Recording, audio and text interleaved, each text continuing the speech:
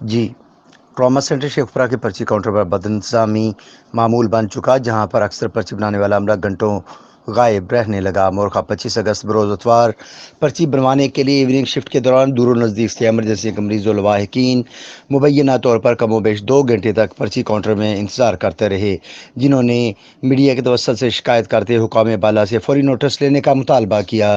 Duty پر موجود D M S doctor Kashif Rana نے میڈیا نمائندگان کے توجہ دلانے پر نوٹس لیتے ہوئے متبادل سٹاف کا انتظام کیا۔ کاؤنٹر سے غیر حاضر سٹاف کی سرزنش بھی کی۔